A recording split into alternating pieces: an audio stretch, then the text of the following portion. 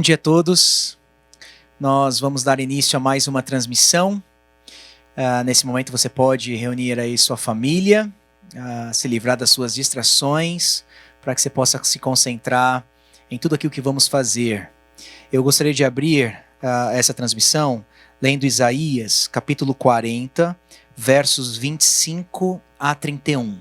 Isaías 40, versos 25 a 31. Lembrando que nós estamos numa série Vivifica-nos, e essa passagem também tem a ver com isso. Nós vamos clamar ao Senhor mais uma vez, mais um dia, para que Ele nos dê de sua vida. Acompanhe comigo então a leitura da palavra. Com quem vocês vão me comparar? A quem eu seria igual? Diz o santo.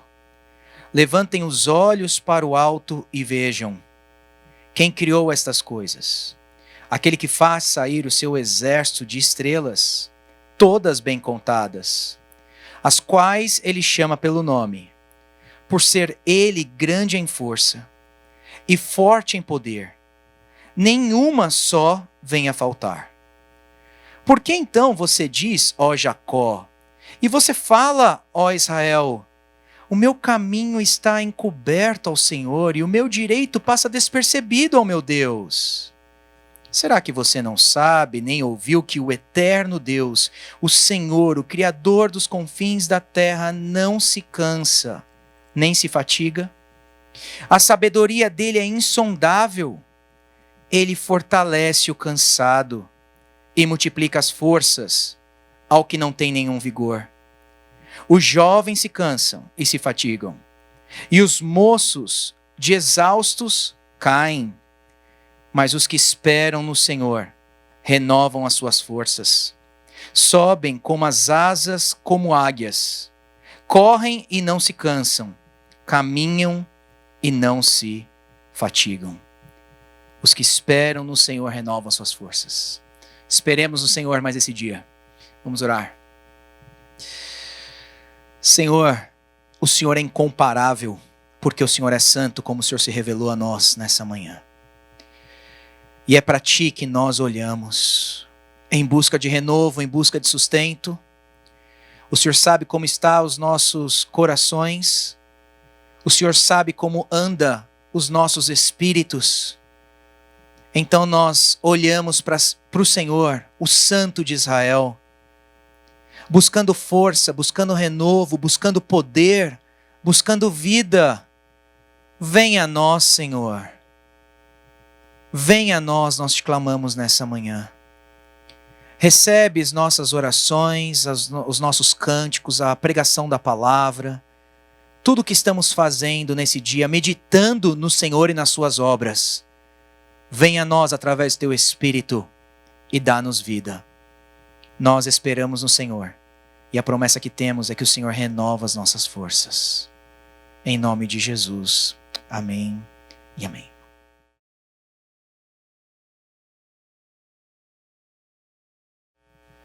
Nesse momento eu queria convidar você, quem estiver aí assistindo a transmissão, para cantarmos juntos que Jesus é quem nos liberta, Jesus é quem nos restaura, que Jesus é o nosso Salvador, é a nossa vida, é a nossa justiça e a nossa esperança. Então vamos cantar isso nessa música, tendo fé que Cristo é de quem nós precisamos, é a verdade que nós precisamos.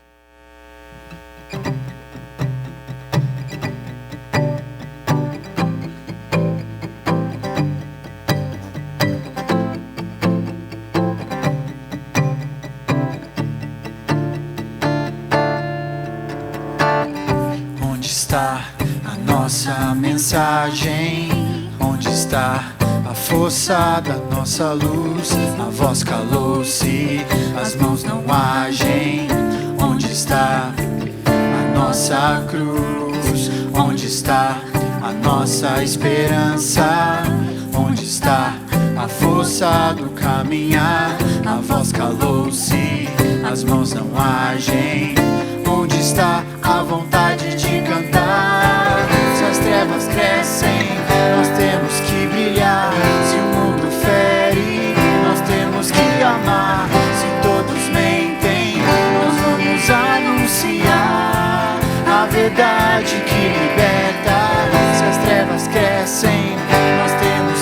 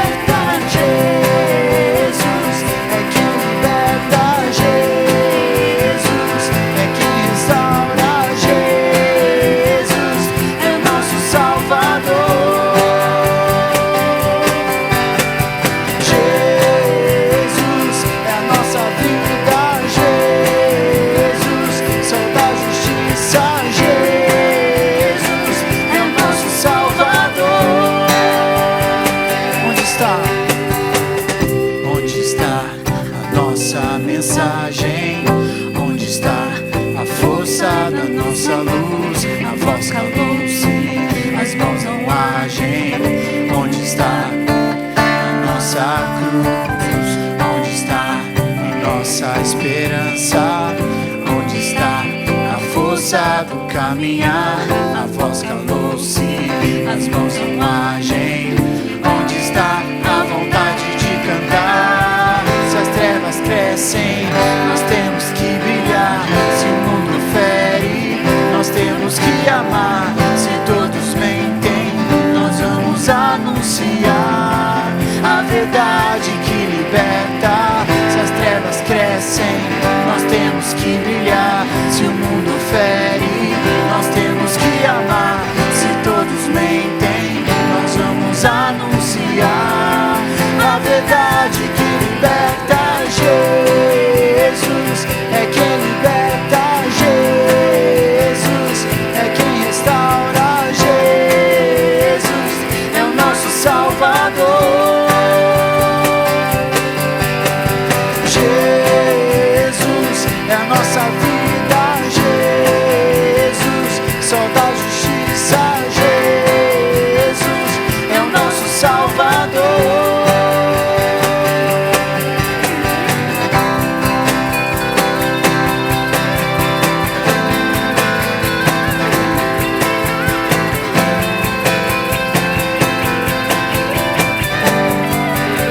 Se as trevas crescem, se as trevas crescem, nós temos que brilhar.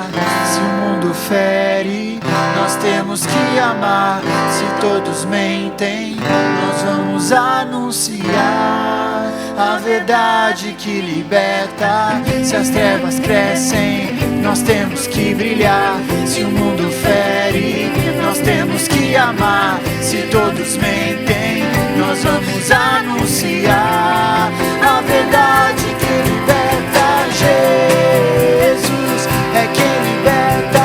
Jesus é quem restaura. Jesus é o nosso Salvador. Jesus é a nossa vida. Jesus, sol da justiça. Jesus é o nosso Salvador.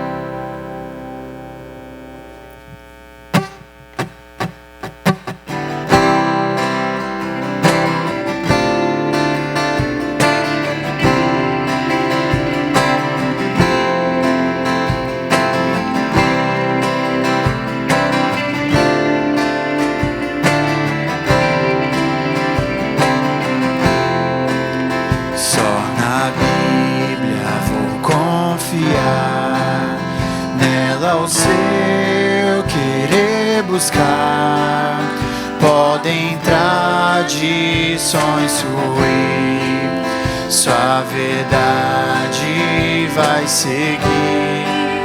Só por fé eu viverei, pelos méritos do Rei. Eu só conto com Jesus, que morreu por mim na cruz. Só a Deus a glória dá. Sua igreja que remiu e adotou, libertou-nos e nos guarda até chegar ao lar. Só a Deus a glória dou.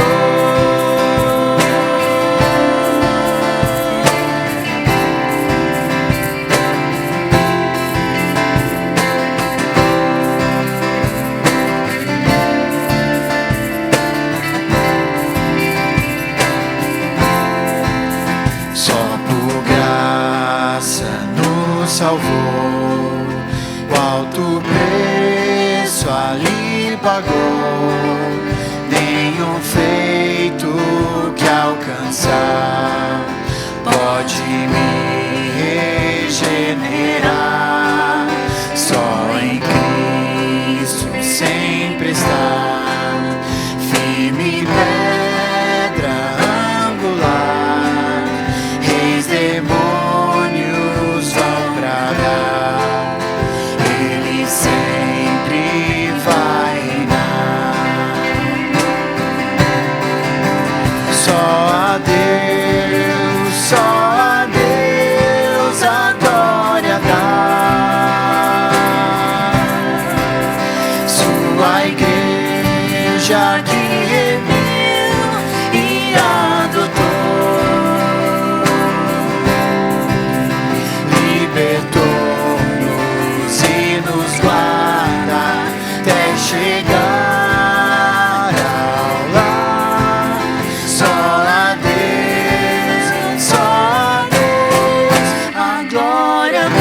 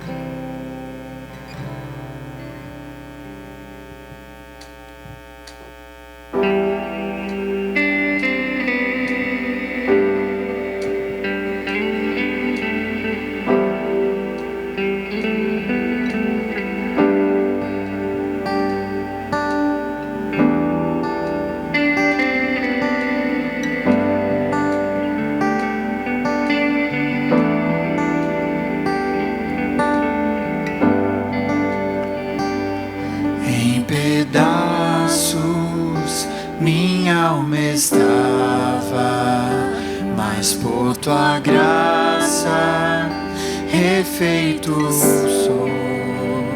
Sem nada em troca fui resgatado, me libertou.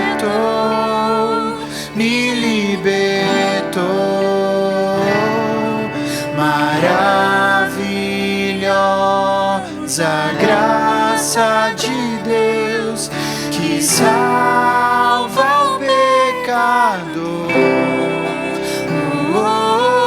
Perdido andei, mas Cristo me achou. Um cego já não sou, eu posso enxergar,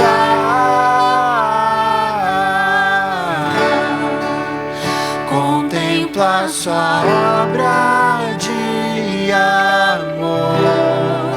Morreu em meu lugar,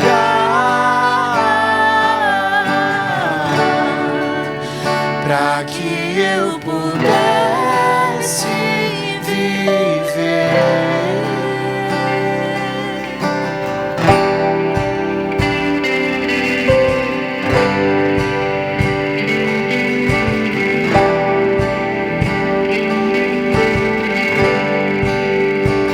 Mesmo com falhas e com fraquezas, o seu tesouro em mim está. A minha vida é um instrumento para o mundo ver o seu poder. Maravilhosa graça de Deus que salva o pecador.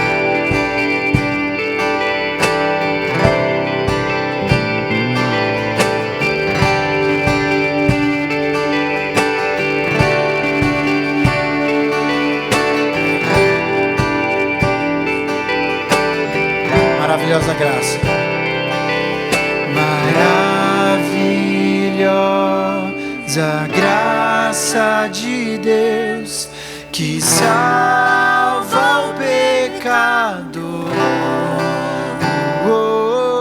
Perdido andei, mas Cristo me achou.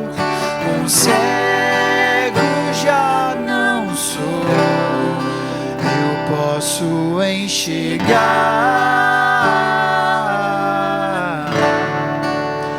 contemplar sua obra de amor. Morreu em meu lugar,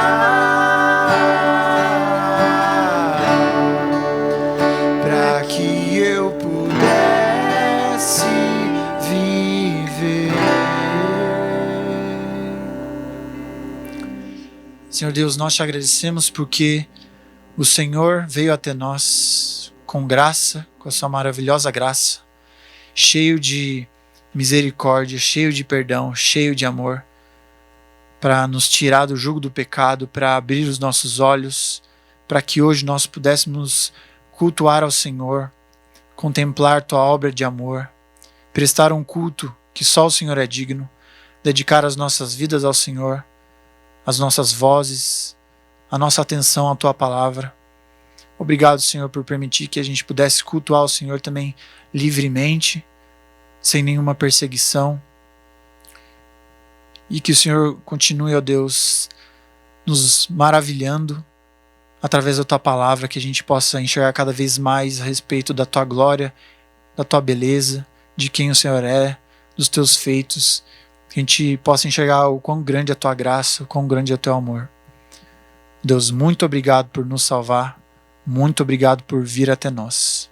Nós jamais poderíamos nos salvar, mas o Senhor fez isso por nós. Nós te louvamos no nome santo de Jesus, o nosso Salvador. Amém.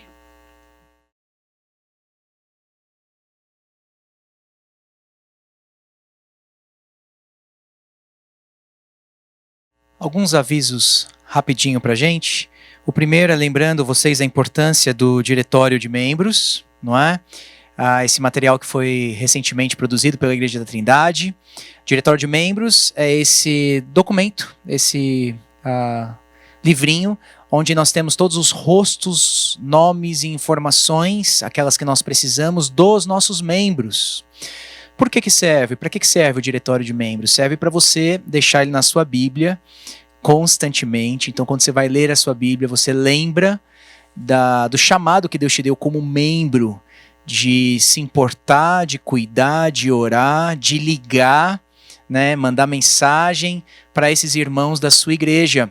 Então, mantenha o hábito de deixar o diretório na sua Bíblia, para sempre quando você for fazer aí a sua devocional, você puder também lembrar dos seus irmãos em oração, principalmente nesse momento que estamos vivendo de pandemia, né? Que estamos tão distantes e é tão bom receber uma mensagem inesperada.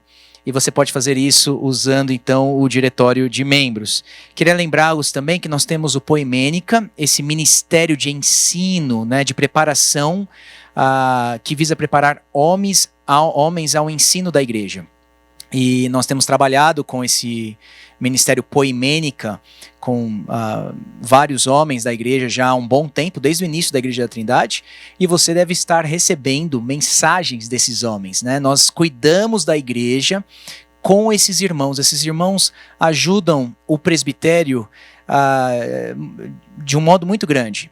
Nós, em nossas reuniões, nós lembramos de todos os membros, nós temos lista de todos vocês, nós oramos por vocês, e a gente aí distribuiu nomes entre esses do Poimênica. A gente se reúne a cada 15 dias para que então a gente possa orar e cuidar de toda a membresia. Então, quando você receber uma mensagem desses homens, saiba que é a igreja como um todo cuidando de você. Queria lembrá-los também da ação social, esse ministério tão importante que a gente tem na vida da igreja.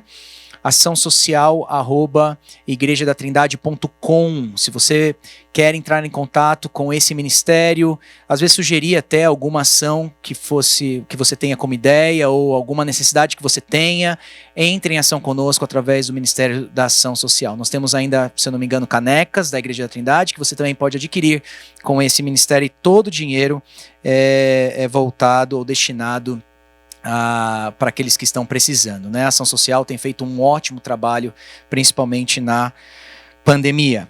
E agora nós vamos então para o nosso momento também de oferta. Você sabe que durante esse período estamos impossibilitados de recebermos os envelopes, não vemos a hora para que isso aconteça, mas você pode contribuir com os dados que vai aparecer agora na sua tela. Se você abrir aí o seu celular, você tem o QR Code que você pode acessar aí a transferência para a igreja, e você também tem os dados da conta bancária. Eu queria ler 2 Coríntios capítulo 9, versos 6 a 8. Paulo diz: "E isto afirmo, aquele que semeia pouco também colherá pouco, e o que semeia com fartura também colherá com fartura. Cada um contribua segundo tiver proposto no coração, não com tristeza ou por necessidade, porque Deus ama quem dá com alegria. Deus pode tornar abundante em vocês toda a graça, a fim de que, tendo sempre em tudo ampla suficiência, vocês sejam abundantes em toda boa obra." Então, sirvamos ao Senhor nesse momento com as nossas ofertas.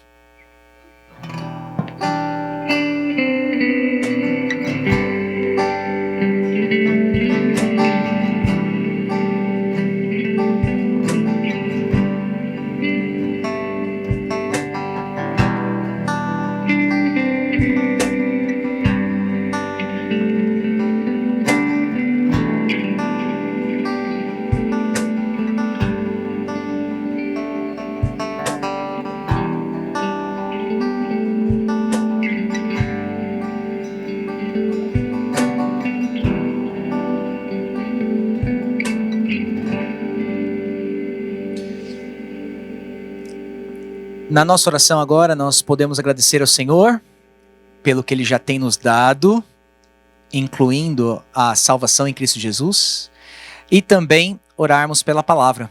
Vamos orar? Senhor, muito obrigado pelo sustento.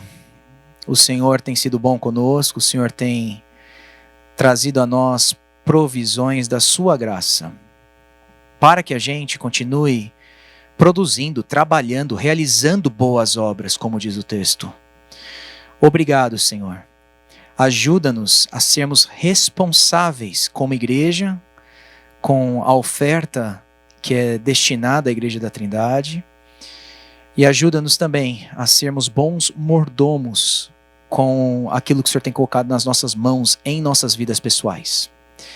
Pedimos também que o Senhor abençoe a Tua palavra que vai ser pregada, que o Senhor, através do Teu Espírito, use a Tua palavra, traga vida aos nossos corações, corrija o que for necessário, conforte os abatidos, enfim, faça a Tua boa obra através da Tua palavra, no nome de Jesus. Amém e amém.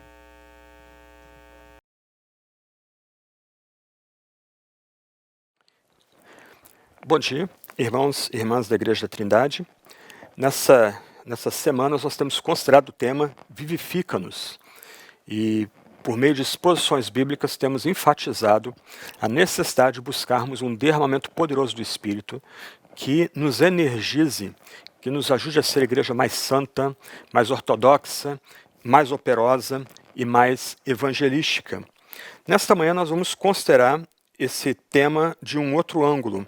Nós vamos tratar da Santa Trindade e o Espírito Santo, não de forma expositiva, como temos tratado até o presente momento, mas como estudo, para tentar examinar o que a Escritura globalmente ensina sobre a pessoa do bendito Espírito. Introdutoriamente, a gente pode tentar pensar na cena contemporânea. Nossa igreja, ou na igreja evangélica mais ampla, há uma tendência de se enfatizar mais uma pessoa ou duas pessoas em vez da noção bíblica de que Deus é uma essência e três pessoas divinas, e as três pessoas divinas devem ser adoradas, louvadas e reverenciadas juntamente. Em igrejas aí que tem uma ênfase mais legalística, vai se enfatizar Deus o Pai, como aquele que é o doador da lei. Em igrejas mais evangelísticas vai se enfatizar o Filho, e isso vai ser visto por meio das pregações, por meio das músicas, uma ênfase fortemente conectada ao segmento, a se entregar a Jesus. Em outras igrejas, com ênfase mais em dons espirituais, haverá uma ênfase mais forte na pessoa do Espírito. E algumas vezes essas ênfases são dadas praticamente que exclusivamente às pessoas divinas. Por exemplo, no primeiro modelo, em algumas comunidades nem se ora ao Filho. Entende-se que a oração deve ser feita diretamente ao Pai, obviamente buscando a intercessão do Filho, mas nem se pensa em orar ao Filho, buscar o Filho diretamente. O que se tem, de certa forma, aí, nessas tendências que a gente localiza em muitas das igrejas evangélicas da atualidade, é uma ênfase não nas três pessoas divinas, igualmente consideradas, mas uma ou duas, o que mostra que nós, na prática, lutamos para servir a uma imagem que é menor do que a revelação que Deus faz de si mesmo na Sagrada Escritura. Então, o que nós vamos fazer nesta manhã é meditar e investigar o que a Escritura Sagrada fala sobre o Santo Espírito e a doutrina da Trindade. Primeiro ponto, então, que a gente deve considerar nesta manhã é a questão da divindade do Espírito. Em toda a Sagrada Escritura, tanto no Antigo como no Novo Testamento, enfatiza-se que o Espírito Santo é divino. Os pais da igreja, aqueles escritores cristãos aí dos primórdios da fé, entre os séculos 2 e 5, 6 depois de Cristo, eles criaram um argumento quádruplo para mostrar como a Sagrada Escritura dá testemunho da divindade do Espírito Santo. Por exemplo, eles falaram que é atribuído ao Espírito Santo os nomes divinos. Então, na Sagrada Escritura, o Espírito é chamado de Espírito Santo, o Espírito de Santidade. E a gente lembra que no Antigo Testamento, um dos nomes de Deus é que ele é o Santo de Israel. Então, um nome que é atribuído a Yahvé também é atribuído ao Espírito. O Antigo Testamento e o Novo Testamento fala do Espírito como Espírito de Deus, não apenas falando da procedência do Espírito, mas enfatizando também a divindade do Espírito. O Espírito é chamado de Espírito do Senhor, isto é, o Espírito não apenas é enviado por Deus e ou por Cristo, a depender do testamento que você está lidando aí com o ensino da Bíblia, né, quanto ao Espírito Santo, a sua divindade, mas o Espírito não só procede do Senhor, mas o Espírito também é Senhor, como a gente vai ver, por exemplo, em 1 Coríntios capítulo 12. Então, ao Espírito é atribuído os nomes divinos, ao Espírito são atribuídos atributos divinos. Os atributos de Deus o Pai e atributos de Deus o Filho, né, aquelas qualificações ou qualidades de Deus o Pai e Deus o Filho também são atribuídas ao Espírito Santo. Então, a Escritura ensina que o Espírito Santo é o Espírito da glória, o Espírito Santo é o Espírito da eternidade, o eterno, é o Espírito da graça, o Espírito da verdade. Então, o Espírito Santo partilha dos atributos que o Pai e o Filho também têm. Os atributos divinos são comuns ao Pai, ao Filho, ao Espírito. Ao Espírito Santo são atribuídos também as obras divinas. Um ditado muito antigo na teologia ensinava que as obras externas da Trindade são indivisíveis. Nós vamos refletir sobre isso mais adiante, mas o Espírito Santo também é o Espírito criador e o Espírito Santo também é o Espírito que salva, ele é o Salvador. Então, o Espírito, ele compartilha das obras que o Pai e o Filho também fazem. Essas obras que são feitas externamente à Trindade são obras que devem ser atribuídas ao Pai, ao Filho e ao Espírito. E são obras que somente Deus pode fazer. E o Espírito Santo é digno de louvor. O Credo Niceno diz que o Espírito Santo é juntamente adorado e glorificado com o Pai e com o Filho. Então a gente aprende no Novo Testamento, sobretudo, que ao Espírito nós devemos prestar culto, nós devemos prestar reverência e louvor. Essas chamadas 4 provas bíblicas da Trindade são aplicadas também ao Espírito Santo. Então, globalmente, a Escritura atesta que o Espírito Santo é divino. Ele é Deus, ele partilha com o Pai e com o Filho os nomes divinos, os atributos divinos, as obras divinas, e o Espírito recebe louvor juntamente com o Pai e com o Filho. Quando a gente examina a matéria no Novo Testamento, isso fica até mais claro para a gente. Nós vemos aí várias fórmulas que são empregadas no Novo Testamento que igualam o Espírito ao Pai e ao Filho. Eu vou mencionar apenas de passagem aqui, a gente não tem tempo aqui para ler os textos bíblicos, eu vou citar o endereço dos textos bíblicos, você pode consultar depois. Mas, por exemplo, na fórmula batismal, como nós encontramos em Mateus capítulo 28, verso 19, o Espírito é igualado ao Pai e ao Filho no batismo. Todo crente, ele recebe sinal e selo do batismo em nome do Pai, do Filho e do Espírito Santo.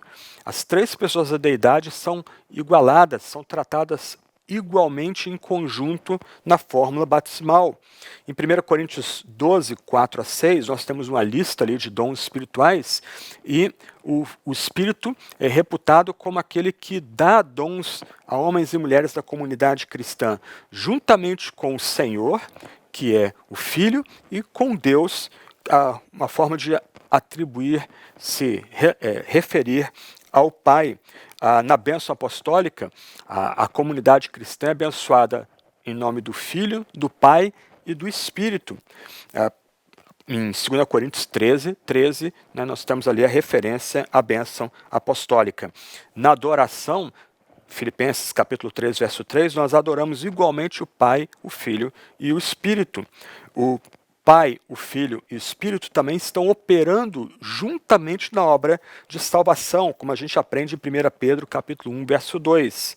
E a gente deve perseverar na fé santíssima, que é a fé no Espírito, no Pai e no Filho, como a gente aprende em Judas capítulo 20, versos 21. Então, a Sagrada Escritura, sobretudo agora para nós aqui no Novo Testamento, mostra que o Espírito Santo é Deus, é uma das pessoas da deidade. Ao Espírito Santo são atribuídos nomes divinos, atributos divinos, obras divinas. O Espírito é digno de louvor, junto com o Pai e com o Filho. Então esse é o primeiro ponto que a gente precisa ter claro aqui. O Espírito Santo é Deus, juntamente com o Pai e com o Filho. Mas o segundo ponto é importante aqui enfatizar que o Espírito Santo, que é Deus, também é um ser pessoal, como o Pai e como o Filho. A gente tem que rejeitar totalmente aqui a ideia de que o Espírito Santo seja um tipo de energia que emana do Pai e também do Filho. A Escritura vai dar testemunho que o Espírito Santo é Deus e o Espírito Santo também é pessoal. Por exemplo, uma expressão que aparece no Evangelho de João, Paráclitos, pode ser traduzida como não só como consolador, mas como presença auxiliadora. Isso aponta para o fato de que o Novo Testamento, sobretudo, nos ensina que o Espírito Santo é um ser pessoal. Ele vem a nós como um ser pessoal, se comunica a nós como um ser pessoal. E a gente encontra na Sagrada Escritura o Espírito Santo sendo caracterizado como tendo atributos pessoais. A Escritura fala que o Espírito Santo tem inteligência, tem vontade, tem sentimentos. O Espírito Santo fala, testifica, ordena, revela. O Espírito Santo luta, ele cria, ele intercede. O Espírito Santo vivifica os mortos e o Espírito Santo tem ciúmes. Somente um ser pessoal pode ter esses atributos. Esses são atributos pessoais. Então, a Sagrada Escritura nos ensina que o Espírito Santo é Deus, mas o Espírito Santo também é um ser pessoal. Ele se relaciona na deidade, com o Pai e o Filho de forma pessoal, mas ele também vem a nós de forma pessoal. Mas eu estou avançando um pouco, porque uma outra questão que a gente precisa enfatizar aqui, antes da gente continuar, é que a Escritura distingue o Espírito Santo do seu poder. Esse é um ponto importante. O Espírito Santo é Deus, junto com o Pai e o Filho. O Espírito Santo é um ser pessoal, ele tem atributos que o caracterizam como um ser pessoal, e o Espírito Santo tem poder. O Espírito Santo não é um mero poder que emana de Deus o Pai ou de Deus o Filho. Não, o Espírito Santo tem poder. Esse ser que é Deus, junto com o Pai e o Filho, e esse ser que é pessoal, que vem a nós de forma pessoal, ele é o Espírito Santo de poder, e ele comunica o seu poder à comunidade cristã, ele age com poder no mundo, sobretudo em momentos de avivamento. Então, nesse segundo ponto, a gente precisa destacar que o Espírito Santo, que é Deus, ele também é pessoal. E ele sendo pessoal, ele se relaciona assim com o Pai e com o Filho. Quando a gente começa a meditar no mistério da Trindade, na Sagrada Escritura, a gente começa a notar algumas passagens, João capítulo 14, João 16, João 17, por exemplo, em que o texto pressupõe uma comunicação pessoal entre o Pai e o Filho, Espírito, e essa comunicação ocorrendo não só na eternidade, mas também no tempo e na história. Isso destaca para a gente que o Espírito Santo, que é Deus, junto com o Pai e com o Filho, ele também é um ser pessoal. E o Espírito Santo também se comunica com os seres humanos como um ser pessoal. Ele vem aos cristãos, aos apóstolos, aos discípulos, e ele se comunica a estes de forma pessoal. Ele vem a nós com poder, com seu poder, e ele se comunica a nós, ele se dá a nós de forma pessoal. O Espírito Santo, então, é um ser pessoal, da mesma essência que o Pai e o Filho, e esses três seres pessoais, eles compõem a unidade que caracteriza a deidade. O Pai, o Filho e o Espírito são em um único Deus vivo e verdadeiro. Então, aqui a gente destaca a noção de que o Espírito Santo é Deus, primeiro ponto. Segundo ponto, esse Espírito Santo é um ser pessoal, a comunicação pessoal dentro da deidade. Pai e Filho e Espírito comunicam-se mutuamente dentro da deidade, mas o Espírito, quando vem a nós, cristãos, discípulos, ele também se comunica de forma pessoal.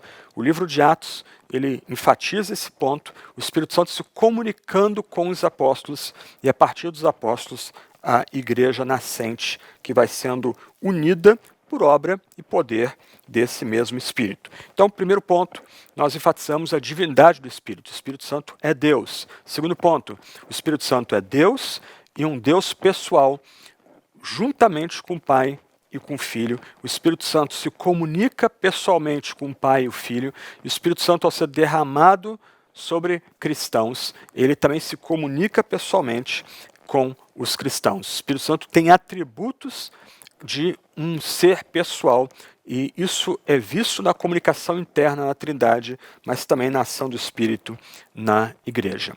Um ponto que é importante destacar aqui, que é pouco tratado em nossas igrejas, e esse é o meu terceiro ponto aqui, é a relação do Espírito Santo com Jesus.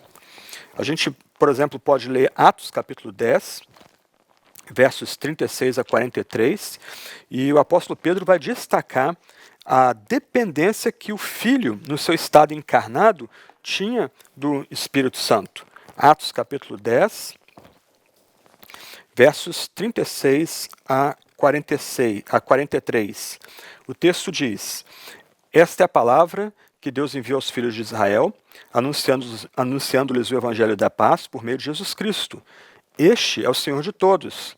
Vocês sabem o que aconteceu em toda a Judéia, tendo começado da Galiléia, depois do batismo que João pregou, como Deus ungiu a Jesus de Nazaré com o Espírito Santo e com poder. Jesus andou por toda parte, fazendo bem e curando todos os oprimidos do diabo, porque Deus estava com ele. E nós somos testemunhas de tudo que ele fez na terra dos judeus em Jerusalém. Depois eles o mataram, pendurando-o no madeiro. mas Deus o ressuscitou no terceiro dia e concedeu que fosse manifesto, não a todo o povo, mas às testemunhas que foram anteriormente escolhidas por Deus, isto é, a nós que comemos e bebemos com ele, e depois que ressurgiu dentre os mortos. Jesus nos mandou pregar ao povo e testemunhar que ele foi constituído por Deus como juiz de vivos e mortos. Dele todos os profetas dão testemunho de que, por meio do seu nome, todo que nele crê recebe a remissão dos pecados. O que Pedro destaca nesse texto aqui é que o Espírito Santo habitou em Jesus, atuando em seu nascimento, vida, morte, ressurreição. Jesus fez suas grandes obras em seu ministério terreno por meio do poder do Espírito que o ungiu. Isso é um ponto importante aqui, porque se de um lado, considerando Deus em si mesmo, a plena igualdade entre o Pai e o Filho e o Espírito, na ação de Deus na história, o Filho voluntariamente entrega a sua vontade ao Pai, e o Filho, no seu estado encarnado, no seu estado em carne, ele necessita do poder, do Espírito e do poder que vem deste. Então, Pedro enfatiza aqui que o Espírito Santo habitou em Jesus em todas as suas etapas da sua vida. Ele foi nascido da Virgem por obra do Espírito e Jesus dependeu do Espírito e do seu poder em toda a sua vida, mas também em morte e ressurreição. A gente vai mencionar daqui a pouco, em Romanos capítulo 1, Paulo destaca que é o Espírito que levanta Jesus dentre os mortos. Isso destaca essa dependência de Jesus em seu estado na carne da pessoa do Espírito Santo. Então, nosso próprio Salvador, que abre caminho para nós e exige que a gente o siga, ele também dependeu do bendito Espírito. E a primeira obra que Jesus realiza, depois da sua exaltação à direita de Deus o Pai, como a gente aprende em João, em Atos, é o envio do Espírito. Aliás, a primeira obra que Jesus realiza, depois da sua ressurreição, é soprar o Espírito sobre seus discípulos. A gente aprende isso em João capítulo 20, versos 19 a 23. E depois, quando Jesus é exaltado e assunto à direita de Deus o Pai, o que Jesus faz é enviar seu Espírito não mais apenas para os discípulos, mas para aqueles que estavam reunidos no cenáculo e mais além. A gente vê isso em Atos capítulo 1, versos 8 a 9, essa promessa de que Jesus vai derramar o Espírito com poder quando ascender à destra de Deus o Pai, e depois Atos 2, 1 a 4, e depois Atos 4, Atos 8, Atos 10, Atos 19, a gente vê esse contínuo derramar do Espírito a todas as gentes, a começar em Judeia, indo até a Caia e daí para o restante do mundo. Então, e esse é o terceiro ponto, a gente precisa destacar que Jesus dependia do Espírito Santo em toda a sua vida, em todo o seu ministério terreno, e a sua primeira obra, antes da exaltação, foi soprar o Espírito e dar o poder das chaves aos discípulos, e depois, exaltado, derramar o Espírito sem medida sobre todos aqueles que estão sendo reunidos como parte do povo de Deus. Quarto ponto, então, e tem ligação com o terceiro ponto, destaca que o Espírito Santo procede do Pai e do Filho. O que a gente aprende no Novo Testamento é que o Espírito Santo é Espírito de Cristo, no mesmo sentido que ele é Espírito de Deus. E a gente aprende em Romanos capítulo 1 que Deus, mediante o Espírito de Santidade, ressuscita Jesus e faz com que Jesus seja declarado Filho de Deus com poder. Então, quando a gente pensa na Trindade Santa, o que a gente precisa ter em mente é que na relação de mutualidade entre o Pai e o Pai e o Filho juntamente enviam o Espírito para os seus. O Espírito que ressuscitou Jesus dentre os mortos, agora é enviado pelo Pai e pelo Filho, conjuntamente sobre a comunidade cristã.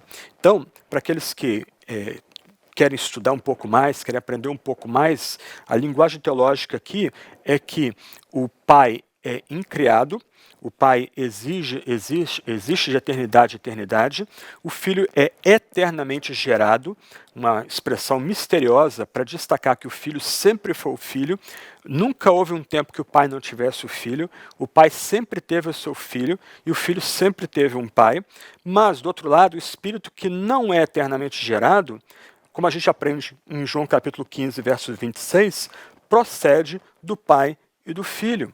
O Espírito é enviado, é derramado à igreja pelo Pai e pelo Filho. Então aqui a gente tem um outro elemento que vai distinguir as pessoas da deidade. De um lado, a ideia de que Deus é um e trino destaca que sempre há comunhão em Deus de eternidade a eternidade. Nunca houve um tempo que Deus fosse solitário. Ele sempre existiu como uma comunhão de um em três, sempre tendo glória em si mesmo, amizade em si mesmo, sempre havendo comunicação de amor e satisfação completa em si mesmo. Do outro lado, o Pai é incriado, o Filho é eternamente gerado e o Espírito procede do Pai e do Filho. Nesse sentido, então, o Espírito Santo é aquele ser pessoal que mantém com o Pai e o Filho a mais estreita relação possível. O Pai ama o Filho ama o Pai.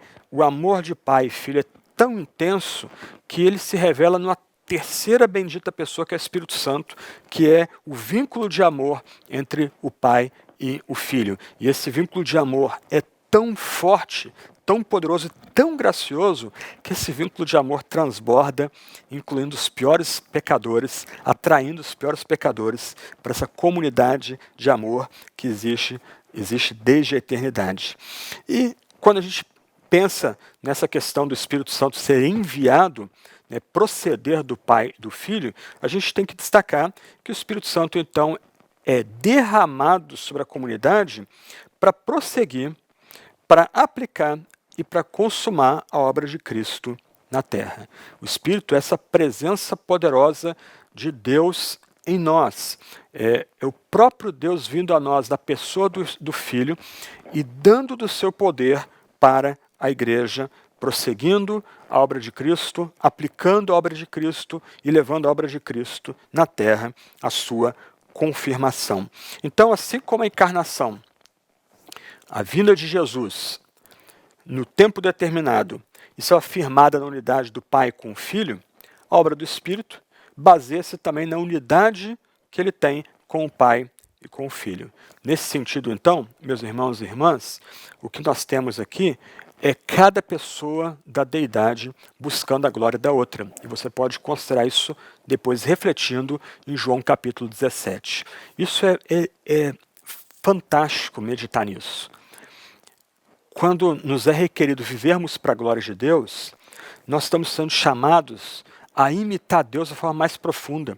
Na medida que, na deidade, o Pai comunica a sua glória ao Filho, o Filho comunica a sua glória ao Pai, e o Pai e o Filho são glorificados no Espírito Santo, e o Espírito Santo retribui, dando glória ao Pai e o Filho. Por assim dizer, há uma dança de glória na Trindade Santa, cada pessoa comunicando glória à outra. E nós somos chamados a glorificar esse Deus uno e trino em nossa existência.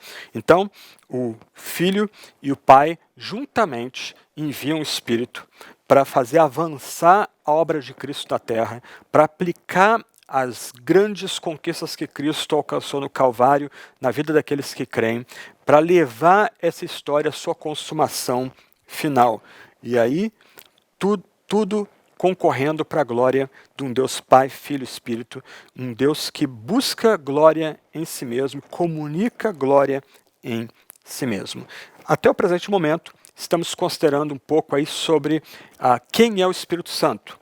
Então, o testemunho global da Escritura é que o Espírito Santo é Deus, o Espírito Santo ele é um ser pessoal, o próprio Filho dependeu do Espírito Santo em seu ministério terreno, em seu estado em carne, quando esteve entre nós, e depois de exaltado, o Filho, juntamente com o Pai, faz com que o Espírito Santo seja comunicado à igreja, comunicado aos que creem. O Espírito Santo atrai para o Pai e o Filho aqueles que assim foram escolhidos.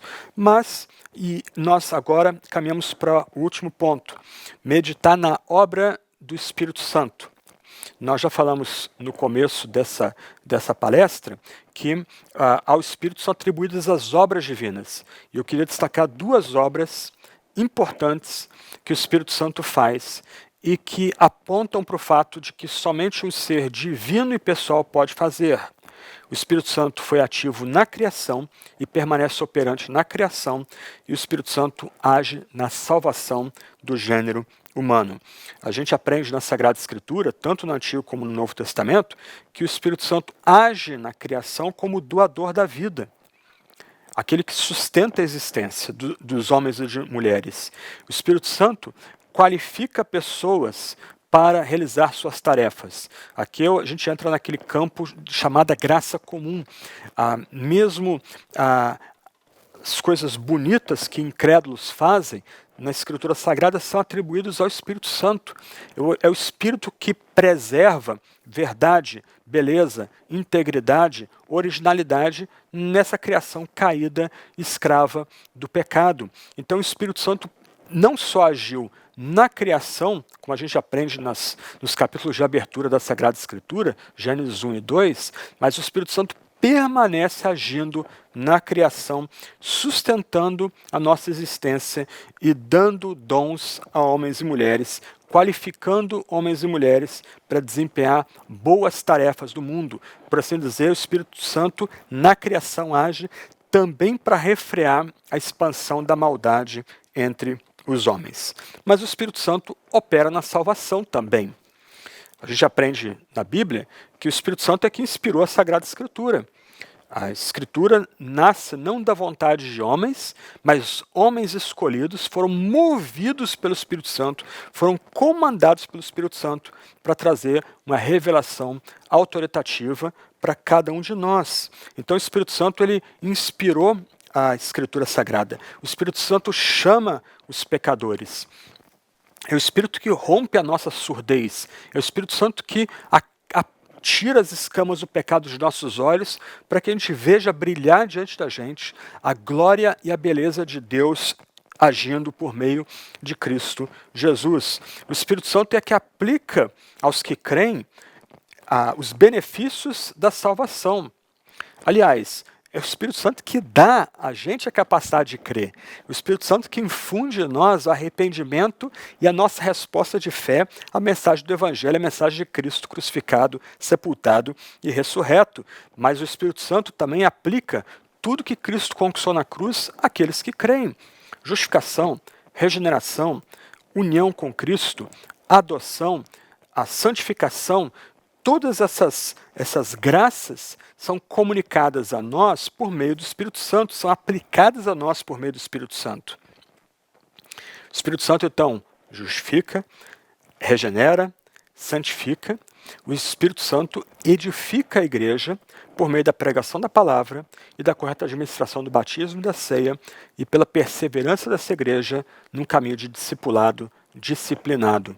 Em outras palavras, toda a vida cristã é vida no Espírito. O Espírito não só agiu na criação e permanece agindo na criação, mas o Espírito Santo também opera poderosamente em nossa salvação. Martinho Lutero, no seu breve catecismo, sintetizou com graça esses dois pontos que estamos enfatizando aqui a respeito da obra do Espírito Santo. Ele diz: creio que por minha própria razão ou força não posso crer em Jesus Cristo, meu Senhor, nem vir a Ele. Mas o Espírito Santo me chamou pelo Evangelho, iluminou com seus dons, santificou e conservou na fé verdadeira. Assim como chama, congrega, ilumina e santifica toda a cristandade na terra e em Jesus Cristo a conserva na fé verdadeira e única. Perdoa a mim e a todos os crentes diária e abundantemente todos os pecados, e no dia derradeiro me ressuscitará a mim e a todos os mortos. Em Cristo me dará a mim e a todos os crentes a vida eterna. Isso é certissimamente verdade.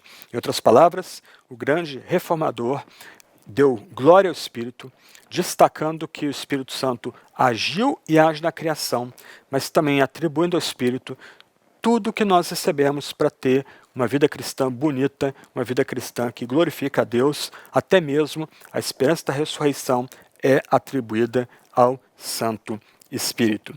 Em outras palavras, a obra de criação e de salvação é também uma obra do Espírito, assim como é obra do Pai e do Filho. Eu queria fazer algumas conclusões agora, e são conclusões um pouco mais práticas aqui. Nós estamos considerando, então, a Santíssima Trindade e a pessoa do Espírito Santo. Nós destacamos que o Espírito Santo é Deus, o Espírito Santo é um ser pessoal, o próprio Filho dependeu do Espírito no seu ministério terreno. Ao ascender aos céus, o Filho, juntamente com o Pai, derramou o Espírito sobre os da fé. E o que isso tem a ver com a gente hoje, né? O fato do que esse Espírito Santo, esse Espírito poderoso, ele também é o Espírito Criador e Salvador. Nós precisamos destacar aqui que essa doutrina do Espírito, como revelada na Sagrada Escritura, destaca que nossa vida tem que ser centrada em Deus. Nós somos chamados para viver para esse Deus que é Pai, Filho e Espírito. E o Espírito é derramado sobre nós, o Espírito nos vivifica para vivermos para Deus, para nos rendermos a Deus, para servirmos Sua vontade e Sua glória. Nesse sentido, meus irmãos e irmãs, a gente precisa praticar o autoexame. A gente precisa, com a Bíblia diante de nós, a Santa Palavra diante de nós, nos examinarmos continuamente, tentarmos entender por que agimos da forma como agimos, tentarmos refletir sobre aquilo que está aparentemente oculto para nós e que guia a nossa existência. Hábitos, escolhas, padrões de pensamento. Nós precisamos nos autoexaminar em dependência do Espírito Santo, interpretando a nossa história pessoal à luz da Escritura Sagrada e da vida de Jesus. Dessa forma, a gente vai conseguir distinguir em nossa vida aquilo que procede do nosso próprio espírito daquilo que vem do Espírito Santo, separando literalmente o trigo e joio da nossa própria existência pessoal. Então, quando nós consideramos o Espírito bendito como Deus, como ser pessoal, o ser que habitou com poder sobre Jesus, aquele ser pessoal que foi enviado pelo Pai e pelo Filho, que cria e salva, nós somos chamados a viver para Deus, para o Deus uno e trino, a termos vidas centradas para Ele, um contínuo autoexame, para que Deus sempre esteja em primeiro lugar, Deus sempre tenha a prioridade. Momentos da Santa Ceia são propícios para esse tipo de autoexame, onde, juntamente com a comunidade, nós paramos um tempo, nós ouvimos a meditação da palavra, geralmente uma meditação reflexiva sobre o valor da ceia, da comunhão, dos benefícios que vêm da ceia, e é nesse momento, em vez de a gente se negar a comungar, é nesse momento que a gente tem que praticar o autoexame, pedir para que o Espírito Santo perdoe os nossos pecados, nos renove e nos restaure, e comer e beber com fé o sangue e a carne de nosso Salvador. Um outro ponto que a gente precisa destacar aqui é que a ênfase bíblica e ortodoxa no Espírito Santo destaca que nós somos chamados para uma vida no mundo e para o mundo. Nesse sentido, então, a gente é chamado a interagir com a criação com alegria, com responsabilidade, com sensibilidade. Sensibilidade para a criação, sensibilidade para os necessitados. Nós somos chamados aqui, em todo o tempo, a ter a Escritura como a espada do Espírito, como a gente aprende em Efésios 6,17. Isto é, usando a Sagrada Escritura como um guia para a prática profissional, para decisões políticas, para relações familiares e sociais, rogando para que todas as pessoas que estão ao nosso redor se reconciliem com Deus em Cristo. O Espírito Santo, então, nos ajuda a viver uma vida no mundo e para o mundo, sem sermos do mundo, na medida que a gente submete ao Espírito agindo na Sagrada Escritura. Uma outra aplicação prática do que nós estamos considerando aqui destaca a necessidade do poder do Espírito em nossa vida diária. Nós cremos que o Espírito Santo atua de maneira poderosa e miraculosa. A Escritura dá testemunho disso. O Espírito Santo pode romper com poder numa comunidade cristã. O Espírito Santo atende orações feitas com fé. Mas a gente também deve lembrar que o Espírito Santo, que cria, liberta, reconcilia, renova, também habita no que é comum e no que é habitual. O Espírito Santo não age apenas de forma espetacular, mas o Espírito Santo age naquilo que é comum. Em outras palavras, o Espírito Santo pode operar através de um médico para trazer cura para a gente, e o Espírito Santo pode trazer cura de forma espetacular sem um médico. E o Espírito Santo pode agir também por meio de cristãos e não cristãos, de crentes e de não crentes. Então, nós aqui somos lembrados de que o Espírito Santo opera na vida diária. Não apenas aquilo que é extraordinário, espetacular, espantoso, por meio de curas surpreendentes, mas ele também opera por meio de situações comuns, corriqueiras, pelo que é habitual. Do outro lado, o Espírito Santo nos ajuda a ter uma vida de resistência e esperança. E aqui vale considerar Romanos capítulo 8, eu vou destacar apenas alguns versos aqui do capítulo 8 de Romanos, né? Mas Paulo vai nos ensinar naquele contexto que nós sabemos, nós temos um entendimento, nós cristãos, que nos sofrimentos do tempo presente, o Espírito Santo nem sempre vai nos livrar deles, mas o Espírito Santo nos garante que vai nos ajudar na fraqueza, dando-nos conforto, coragem e força, levando-nos a ansiar pela vinda de Cristo em poder, quando, como Paulo mesmo diz, a própria criação será redimida, quando a redenção do nosso corpo. Então, ao dependermos do Espírito, ao ansiarmos pelo Espírito, ao suplicarmos pela visitação do Espírito Santo, nos é prometida uma vida de força, de resistência, mas também uma esperança continuada de que o mal será completamente derrotado. Haverá um tempo que o pecado, o diabo, os seus demônios, suas hostes, o espírito do anticristo que já opera, isso será banido da nova criação e nós seremos finalmente ressuscitados, tendo um corpo transformado, também concedido pelo Espírito Santo. Isso nos dá esperança. A nossa causa já é triunfante, a nossa causa já é vitoriosa. O que nós estamos experimentando aqui são os últimos sons de um combate que já foi vencido na cruz do Calvário e será sacramentada essa vitória na segunda vinda de nosso Salvador. E o Espírito Santo está operando, preparando a vinda de Jesus. Por fim, a gente também é chamado aqui a meditar na obra do Espírito na vida em comunidade. Na Sagrada Escritura, a gente aprende que Jesus enviou seu Espírito para a igreja, para aqueles que creem. E esses são pessoas comuns, pessoas diferentes, pessoas que continuam lutando com o pecado. Isso é encantador. O Filho, ele ajunta essas pessoas simples e comuns e dá do seu Espírito para elas. Ele dá não só o Espírito, mas o Espírito comunica dons a essas pessoas, capacitando essas pessoas tão diferentes, tão comuns, gente que ainda continua lutando com pecados, alguns até grosseiros, a viver juntos, a viver como comunidade de amor, a cuidar umas das outras. E por isso os dons são derramados, para que a gente possa edificar mutuamente, a gente possa se servir mutuamente nessa comunidade que antecipa aquela habitação que teremos nos novos céus, nova terra. E o que é bonito para nós aqui é reconhecermos a presença do Espírito no culto, e através do culto, e através da pregação do batismo e da Santa Ceia. E o importante para nós aqui, meus irmãos e irmãs, a gente está aqui considerando a necessidade de buscar vivificação, buscar despertamento, nem sempre essa ação do Espírito vai ser espetacular.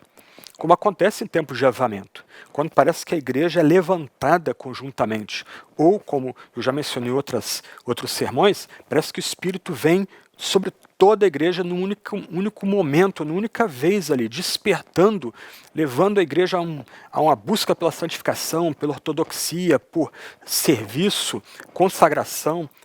Mas muitas vezes o Espírito vai operar no culto, na rotina, naquilo que parece simples, naquilo que leva algumas pessoas a suspirar por algo diferente, mas pela fé o Espírito está operando naquele culto simples, que aparentemente nada espetacular está acontecendo ali, mas se há pregação fiel, se o batismo e a Santa Ceia são feitos de forma fiel à Sagrada Escritura, o Espírito está operando ali também no dia das coisas pequenas, dando-nos a esperança de que se ele já se comunica a nós nisso que parece ser mera rotina, ou mero momento simples da nossa existência, ele tem muito mais a dar para a gente no momento da sua vinda poderosa em despertamento e avivamento.